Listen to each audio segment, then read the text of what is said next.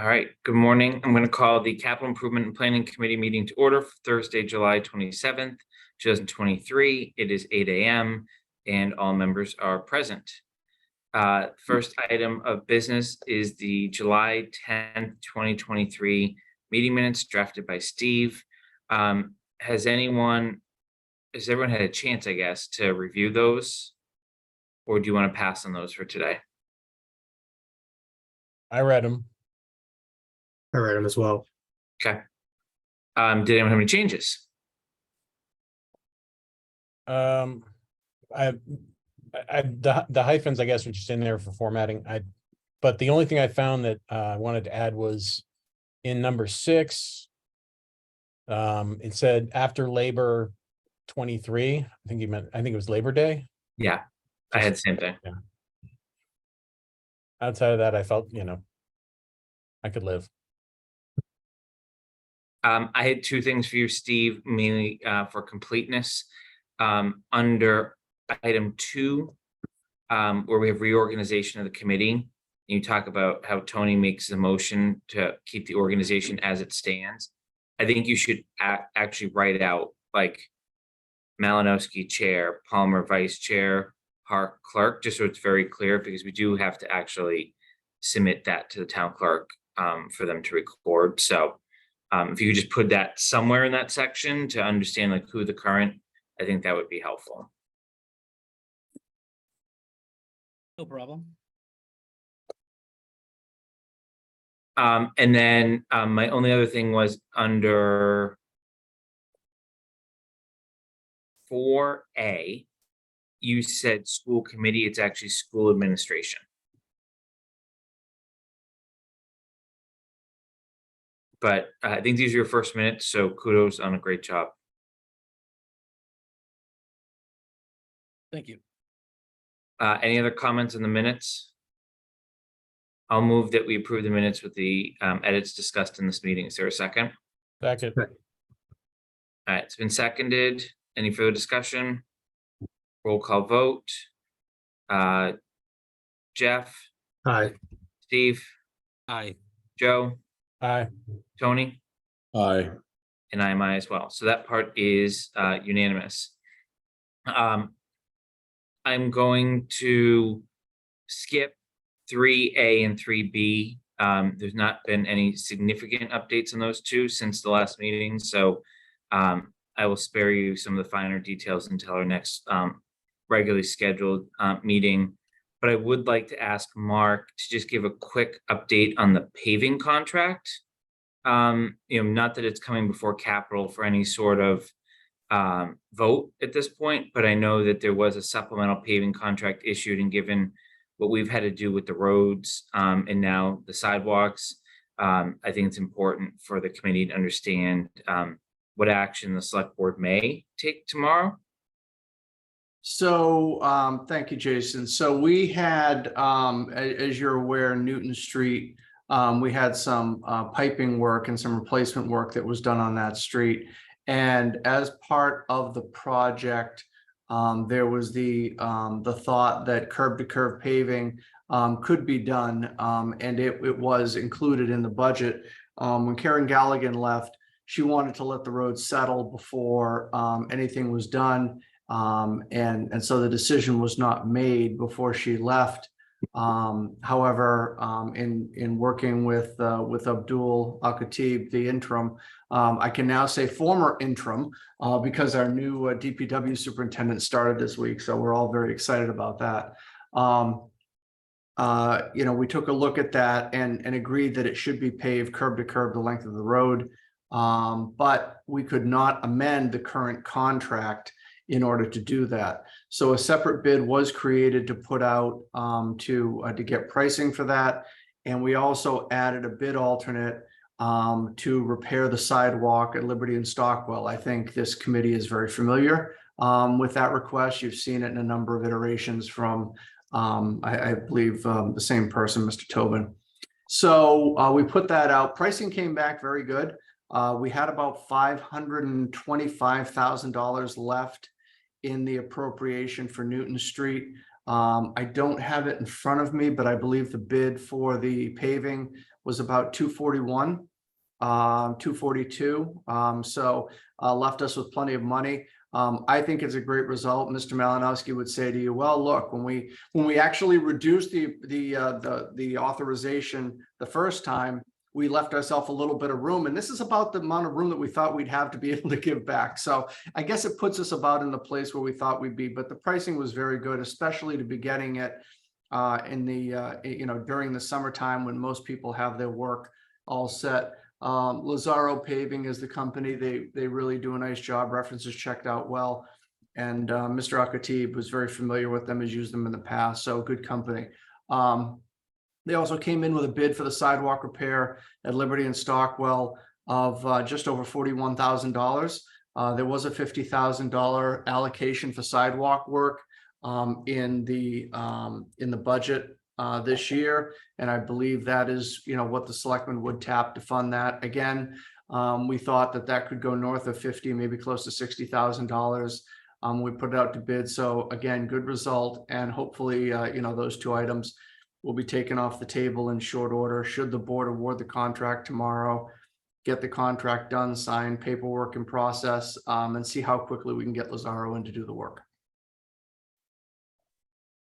Any questions? All right. So the main reason we're here is the next agenda item, which is the townhouse change order request regarding the roof. Mr. Parent submitted a memo which was distributed to the committee ahead of the time. I do see Mr. Parent's here, so I'll bring him over in case people have questions for him, but I don't expect any sort of presentation here. I think it's all in the memo, so it's really a matter of, one, does the committee have any questions for him based on anything in the memo? And two, we need to discuss, deliberate whether we're supportive of this. I would consider this probably a non-binding advisory type vote. And ultimately the select board, will be discussing this. I believe it's tomorrow morning, hence why we needed to meet today. CPC, who also has obviously a large stake in this, given it's their funding that's funding the overall project, has already approved this. But obviously, given our role from an oversight of capital projects and being very involved in the upfront of slotting this this overall project in the warrant in the year we did, is very important. So with that, I will just open it up for discussion amongst the group here. Go ahead, Joe. I actually had a whole lot of conversation with myself last night about this one. And why don't I just read this all and everybody can sort of just take it in. And I think that I came up with the idea that, this is a little bit of a vanity purchase for a lot of reasons. And I feel like, we haven't really fully exhausted whether the cost of metal or the practicality of metal or other eco and solar systems would be better on that roof.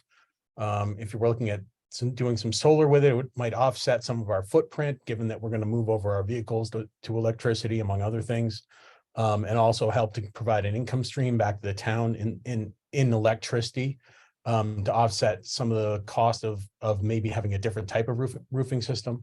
I question why they abandoned slate in the first place and how long it lasted, and whether it's actually any more durable than metal or other, given environmental factors moving forward. I wondered if and this is a question for engineers, whether we took off a very heavy roof when we changed it over to asphalt, and how much the building has changed since that time, and whether reinstituting a roof this heavy might cause other problems with some of the stonework or brickwork or other factors on it.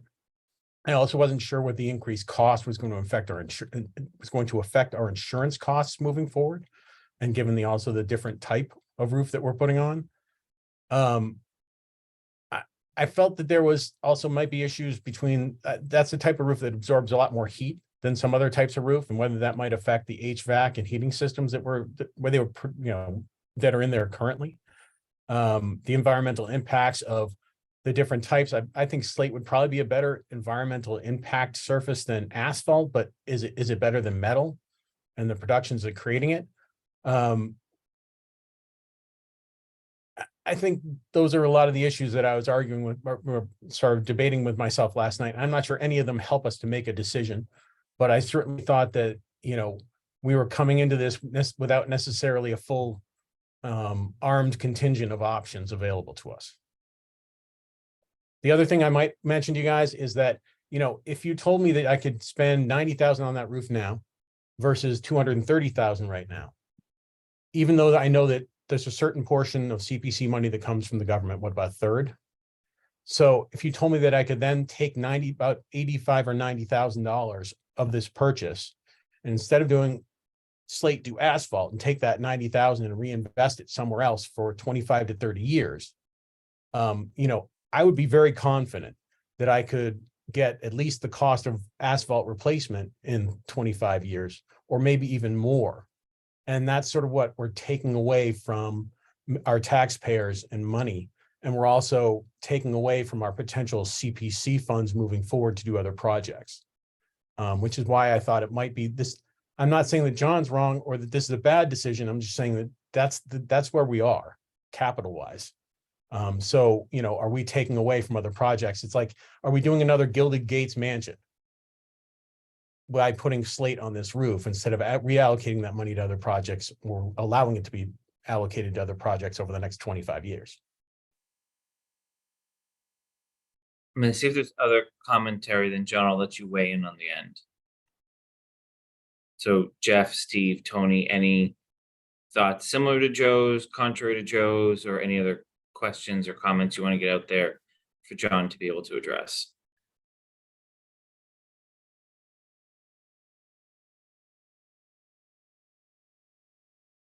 All right. I have a lot of comments too, but they're very different than Joe's. So I'll let John go first, if he wants to address anything that Joe has said. All right, actually, it's funny because a lot of the stuff that Joe brought up is stuff that I already thought in my own head too. Let's start with the first thing I picked up on is basically slate over asphalt, and from environmental standpoints, asphalt, of course, is a petroleum-based product. Slate is all natural, so needless to say, that's better. From a solar point of view, historic building going to have a preservation restriction on it for appearance. Solar right now is out of the question. Once you do this on this building, this is a historic restoration. So you're not gonna be able to put solar panels down the side of this building. If you can see it, that's not gonna happen, because we agreed when we took on this project, there would be a historic preservation restriction on the building. So this is one of our few buildings where we can't do that. I don't see how we could do that in any way, shape, or form. As for a steel roof versus a slate roof, I wouldn't use the term vanity in this case. I know what you were going for, Joe. But this is about historic restoration, not a vanity purpose. It's trying to bring it back to the way it is. Yes, it'll definitely look better, but that isn't the primary reason we're doing this. It's simply to bring it back to the way it was. Regarding your question as to weight, I already asked the building inspector a couple of weeks ago if there'd be any issue putting back what was there, because if it was there, no issue. You can put it back. So basically, I hope I touched on your points. Because we thought the same thing too. It's basically all these things run through our heads simultaneously, I think. I wasn't expecting to ask a follow-up question on your response, John, but with all due respect to the building commissioner, I get you can do it, but has anyone, to Joe's point, actually looked at the structural integrity of that structure, that it can absorb the weight? I don't think the building commissioner would have looked at that, right? Like, as an engineer signed off on this. Not now, because it was engineered at the time to hold the slate when you built the building. But a lot has happened.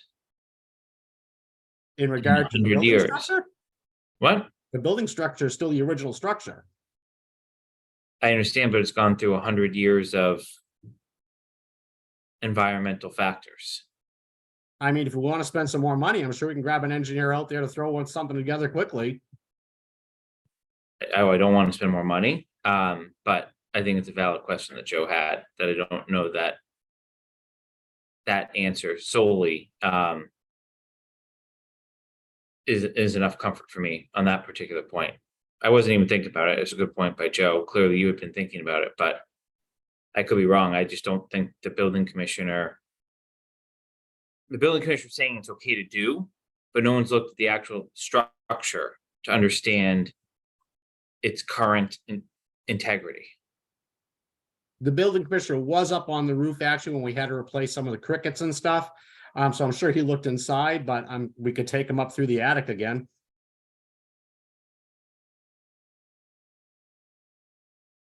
All right, I'm gonna move on from that topic, that part of the topic, and I've already talked to John offline about this before the meeting, so this is not gonna be a surprise to John. But I think as, you know, especially one of the initial members of Capital, who was part of the bylaw, who was part of the policy that was adopted by the select board. I don't like how it got to us, right? We basically were rushed into a meeting this week. That's not John's fault necessarily. Select board's meeting on it tomorrow. This is a project that was approved at town meeting 2 years ago. It's a project that went out to bid in what month, John? Like a while ago, right? It was a while back, yeah. Yeah. I'm not an engineer, so I'm not going to even pretend to even try to go and discuss some of Joe's comments, but from a process perspective, and what I told John are two things. And Mark, I'm looking at you because obviously John's the department head on this one, but I think we need to button this up from a procurement perspective moving forward. I really would have liked to have had this conversation when the bid documents were going out. Capital was involved in the selection of the OPM. We got cut out of the process to hire the designer, which then meant we weren't part of the bid document process. And that doesn't mean the full committee. Remember, it just requires one representative. That's what it says. One representative should be part of that if there's not a formal building committee established for a certain capital project. And this goes for buildings, it goes for vehicles, all of that. And it's mainly just to give the public confidence that there's just people talking about it and making sure we have all in the minds, like all these questions get answered before someone goes and does something. So to me, this should have been an adult in the original bid package. Capital, CPC, any other interested party should have been on notice that this was a desired attribute at the beginning of the project. Not now when we've got money to spend. If it was in the original bid package as an adult, for those that don't understand how that part works, the select board at the time of the bid could have chosen based on the dollar amount that was ascribed to it by the particular bidder, whether to accept or reject that alternative in a descending order based on how you prioritize them, based on the budget that was available. So if this had come in at 3 times the cost that John's now presenting to us, my guess is they would have said, no way, we'd like to have this, but we can't do it because of this, this, and this. So I think going forward, I'm not going to be willing to entertain any requests like this if it hasn't been presented the forefront of the project. I went back to the town meeting where this was presented. It was one of those outdoor town meetings. So there really was no formal presentation. And candidly, it sailed through town meeting, either because people were tired from the debate that had happened, the article directly in front of it, or because it was such a great project. And I'm assuming it was the latter. But you never know. So I just think optically, this looks like we're trying to, because we have additional money available, this appears to be an attribute that everyone always wanted, that we're now trying to do it. And we're doing it 1 week in the middle of the summer when this isn't exactly a bid that just came in a week ago.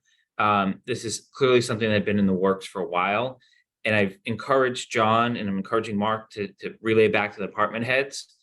There's got to be more advanced conversation. And I realize this project in particular is very confusing from an oversight perspective because CPC has to statutorily have the oversight because it's their money.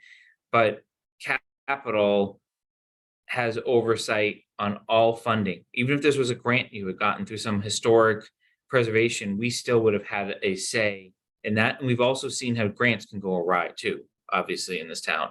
So I'm not saying that specific to this, but I think we could have gotten here in a much easier path than where we're at right now. And so I just felt compelled to say that, because I think capital needs to think about that part as we move forward, because there will be another one of these next year, and it could be a different department head in front of us. Go ahead, Tony. Thanks, Jason. And so I agree with your process point there, Jason. I guess I just thinking about this and listening to you guys talk, I just wanted to express my opinion. I think it would be great if we ended up with a slate roof. It does seem a little bit last minute. I completely agree, though, that it seems like it should be acceptable to take a week or 2 or 3 to confirm that the 150-year-old building can still bear this weight. That just strikes me as being very reasonable, to confirm that such a large change in the project will still work on this building. And so just reading through the memo that was provided, which was very helpful, it's not clear like how much, we want to order something soon, but can we accept like 2 or 3 weeks if that can be done, to just have someone come in and confirm that the building's going to be okay if we put this dramatically heavier roof back on top. If you guys want, I can talk to them this morning and see how fast we can get something done. And what would that be? I have no problem with that at all. Anyone that knows me knows I like to go overboard, so I have no problem with that. And that would be a structural engineer, John? They would pick the actual one, but I would guess it would be structural. Okay. Okay, go ahead, Joe. If we put slate on at this point, given the historical nature of the restrictions that are being talked about, and we then future wise restricted to using slate. So are we restricting people however many years from now from using slate that they have to use slate on this roof as opposed to replacing it with a different surface? Honestly, Joe, I couldn't answer that question realistically. Okay. Because of the extended life of slate. You're talking 100, 150 years, all your rules are going to change at that point. People are going to look at things totally different. We can only really speculate on the here and now, nothing that far out. That wouldn't be fair for me even to take a shot in the dark on that one. Yeah, no, I appreciate that. That was more of it's just a question I have. The other one is that my previous experience with slate over the years is that it generally works best on very steep roofs. Because it is, it's a porous surface. And I was wondering if the technology of the roofing had changed over time, because I mean, if we use the church next door as an example, I mean, we're going from a very steep roof to a generally fairly flatter graded roof on the townhouse. And I'm wondering how that's affected, and if the slate roofing technology has advanced to do more coatings and things like that they do with other types of roofing like asphalt that would mitigate weather factors that might be able to penetrate that roof. Joe, I love your questions because that's one I asked again last week. You and I are on the same page. Actually, because I'm a big fan of Ice and Water Shield, and the architectural firm actually told me they don't use as much under a slate roof. You do what you have to by code, but you actually don't want as much under because slate needs to breathe because of its porous nature. So, and as for the pitch of the roof, you still have a pretty good pitch on the town hall. You've got some good pitch there. It's not as steep as the church. The church has got a really steep roof, but the town hall still has a pretty good slope there.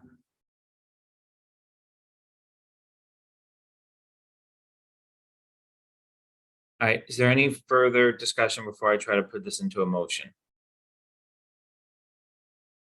All right, then I'm going to move that despite Capital's displeasure with the process around this change order, that we recommend moving forward with this change order, subject to confirmation by a structural engineer and/or any other required engineer to confirm the validity of the structure being able to hold this material. There a second? Second. Is there any further discussion? All right, roll call vote. Jeff? Aye. Steve? Aye. Joe? No, Tony, Aye.